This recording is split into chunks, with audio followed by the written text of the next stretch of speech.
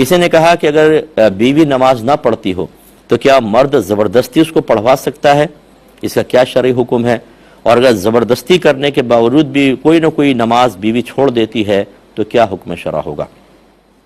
دیکھیں، پہلی بات تو یہ کہ میں گزارش کرتا ہوں، جب آپ شادیاں کرتے ہیں اور آپ نے اپنے گھر میں ایک مذہبی ماحول بنانا ہے، مثال کے طور پہ زوجوں کو پردہ بھی کروانا ہے اور کروانا چاہیے، اور عبادات پر استقامت بھی دلوانی ہے، تو پہلے آپ اس کو ظاہر کر دیں لڑکی والوں پر کہ بھئی دیکھیں ہم ایسی بچی سے نکاح کرنا چاہتے ہیں جو پردہ بھی کرے اور نمازی بھی ہو۔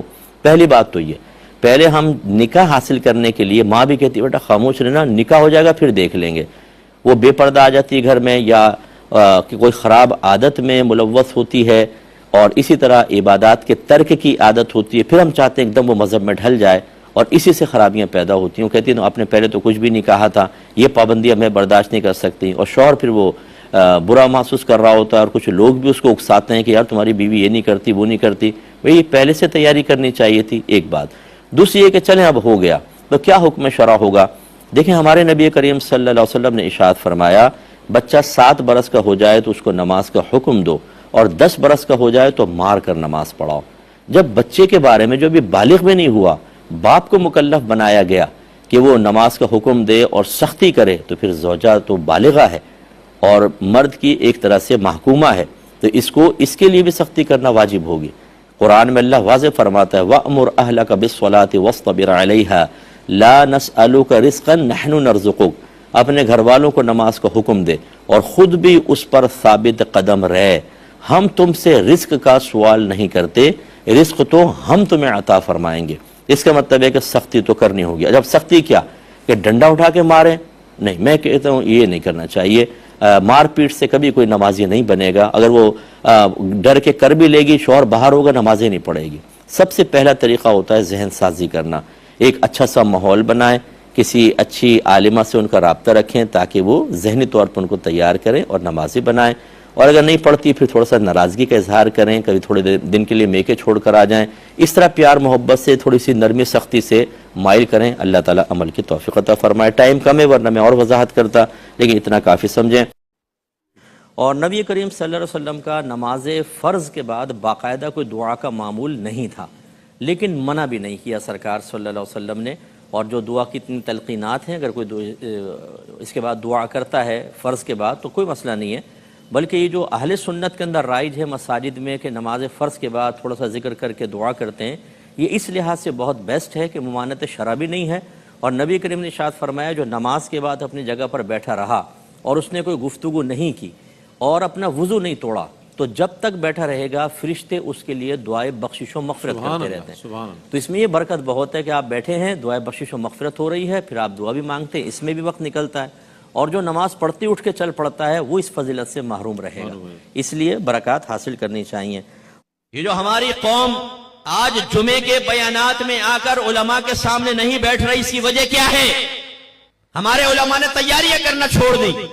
بہت ہی کم آپ کو ایسے عالم ملیں گے جو ہر جمعے کے بیان کی تیاری کے لیے قرآن کھولیں، تفسیر کھولیں، حدیث کھولیں، شرح کھولیں، فقہی عبارات نکالیں، اکابرین کی تعلیمات کا نچوڑ نکالیں، تب ایک مدلل بیان بنا کر پبلک کے سامنے پیش کریں۔ کیا ضرورت ہے؟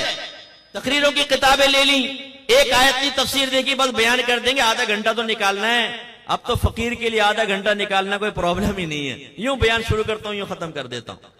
25 سال سے قوم سامنے بیٹھی ہوئی ہے، لوگوں کو ایک مسئلہ سیکھنے کا موقع نہیں مل رہا ہے۔ لڑکے لڑکیاں بازی کر رہے ہیں، زنا کر رہے ہیں، حرام کر رہے ہیں، لڑکیاں لڑکوں سے دوستیاں کر رہی ہیں، اپنے ماں باپ کی، اپنے بھائیوں کی گردن شرم سے جھکانے کے لیے گندی حرکتیں کر رہی ہیں، اور یہاں صاحب بیان دیکھ لیں، پبلک کچھ چاہ رہی ہے، بیان ادھر جا رہا ہے، پبلک کی سوچیں ادھر جا رہی ہیں۔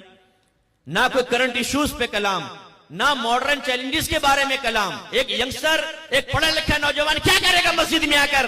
آپ کے سامنے آدھا گھنٹہ بیٹھ کے کیا کرے گا؟ کیوں بیٹھے وہ اس وقت نکل کر آئے گا جب آپ کے دوسرے خطبے جمعے کی اذان کے لیے مائک میں کھڑ کھڑ پیدا ہوتی ہے نا، یہ مخصوص اور بڑی محبوب سی آواز نوجوانوں نے یہاں اپنی میموری میں فٹ کر رکھی ہے۔ اوہ جمعے کا ٹائم ہو گیا، بھاگ کے بس پہنچ جاتے ہیں، نماز پڑھی، پھر اس کے بعد وہ سنن نوافل نہیں پڑھتے۔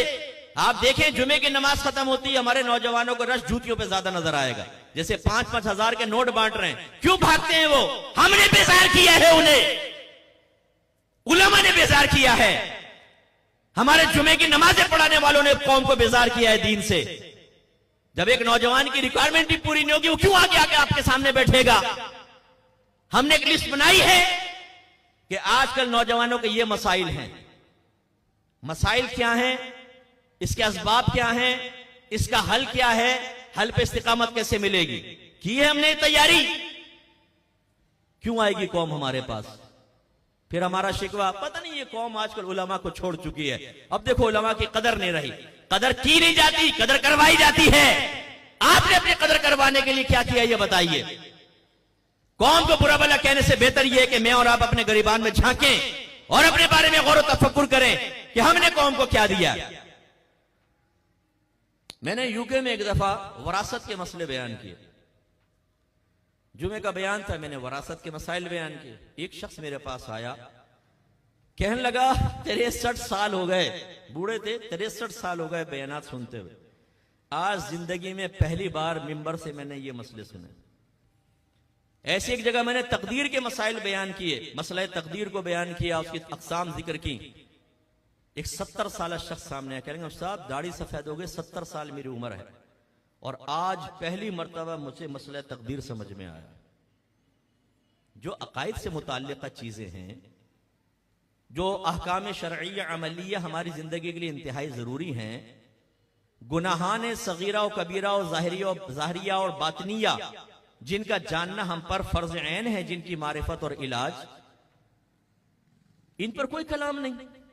سنجیدگی کے ساتھ، استقامت کے ساتھ، ایک ترتیب کے ساتھ، ایک روڈ میپ بنا کر. نو، سوشل میڈیا پہ لوگ بیٹھے ہوئے ہیں، ایک ہاتھ میں قرآن، دوسرے ہاتھ میں حدیث لے کر، بخاری لے کر ہماری قوم کے بچوں کو ذہن خراب کر رہے ہیں. لیکن ہیں ہم یہ ذہن بنائیں یار اس چیلنج کا میں مقابلہ کروں گا. نہیں، بھاڑ میں جائے. کھانے پینے سے فرصت ملے، دوستیاں نبھانے سے فرصت ملے، بیوی بچوں کے لاڈ اٹھانے سے فرصت ملے تو نبی کریم کے دین کو بھی دیکھ لیا جائے گا. لوگ تباہ ہو رہے ہونے دو، ہمیں کیا ضرورت. غلط. اگر ہم صاحب علم حضرات ہی ان چیزوں کا رد نہیں کریں گے، اپنی قوم کو اس لعنت اور اس خطرے سے نہیں بچائیں گے، میں یقین سے کہتا ہوں آپ کی آنے والی نسلیں بھی نہیں بچیں گے. ایک بھائی نے فرمایا کہ سفر میں جمعہ قضا ہو جائے تو اب وہ سفر میں ہی ظہر کے 4 فرض پڑے گا یا 2 پڑے گا.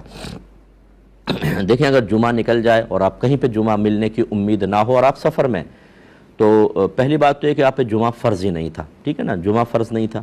لیکن فرض کرنے کے آپ نے تلاش کیا، نہیں ملا، تو اب مسافر پر ظہر کے 2 فرض ہوں گے، کیونکہ وہ قصر پڑے گا. اگر جمعہ تو ویسی فرض نہیں تھا، وہ ظہر پڑتا گھر کے اندر تو 2 ہی پڑتا، تو اس لیے قصر پڑے گا.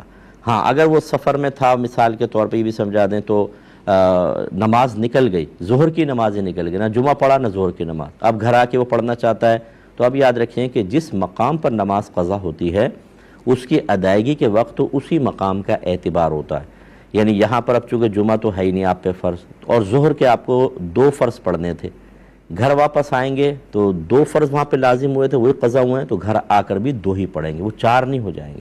اور اگر خدا نخواستہ گھر پہ ظہر نماز قضا ہو گئی تھی، 4 پڑھنی تھی، اب آپ سفر میں آ گئے، ٹائم تھا، آپ نے کہا چلو یار ظہر والی قضا پڑھ لیتا ہوں، تو جہاں قضا ہوئی اس مقام کا اعتبار ہے، وہ 4 ہی پڑھنی ہوگی حالانکہ آپ حالت سفر میں ہیں. یہ سمجھ لیجیے قضا کے بارے میں، ٹھیک ہے نا. ایک خاتون نے پوچھا ہے کہ کیا خواتین گھر میں اکیلی یہ رکعتیں، تراویح کی رکعتیں پڑھ سکتی ہیں یا نہیں؟ تو بالکل پڑھیں گی، پڑھ سکتی ہیں یا نہیں میں تو ایک لگتا ہے کہ چوائس ہے، بھی پڑھنا چاہیں یا نہ پڑھنا چاہیں. یہ یاد رکھیں کہ تراویح سنت مؤکدہ نماز ہے، اور سنت مؤکدہ اس عمل کو کہتے ہیں کہ جس کا کرنا ضروری ہوتا ہے. یعنی 1-2 بار ترک کیا تو برا کیا، گناہگار نہیں ہوں گے، لیکن عادت بنا لیں، یعنی لگاتار 3 دفعہ ترک کریں تو اب گناہگار بھی ہوں گے. اس لیے سنت مؤکدہ تراویح کو مرد بھی ادا کریں گے اور خواتین بھی ادا کریں گی.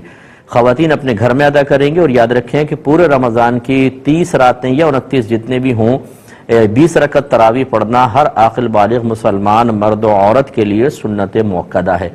مرد مسجد میں جا کر نماز ادا کریں، یہ سنت موقدہ علی الکفایہ ہے۔ سنت موقدہ علی الکفایہ کا مطلب یہ ہے کہ محلے میں سے چند لوگوں نے بھی مسجد میں آ کر اگر تراویح کو جماعت سے ادا کر دیا تو باقی سے جماعت کا مطالبہ ساقط ہو جائے گا۔ لیکن یہ کہنے کا مقصد نہیں ہے کہ آپ اپنے گھر میں تراویح ادا کریں، اجتماعی طور پہ نماز ادا کریں، یہ افضل ہوتا ہے۔ لیکن بہرحال اگر کوئی سستی کر کے بھی تراویح کی جماعت میں شامل نہیں ہوتا لیکن پوری 20 رکعت تراویح ادا کرتا ہے تو اس کی سنت موقدہ ادا ہوگی، اور ترک جماعت کی وجہ سے گناہگار تو نہیں کہیں گے لیکن بہتر نہیں ہے کہ وہ اس طرح کرے۔ تو خواتین اپنے گھر میں پڑھیں۔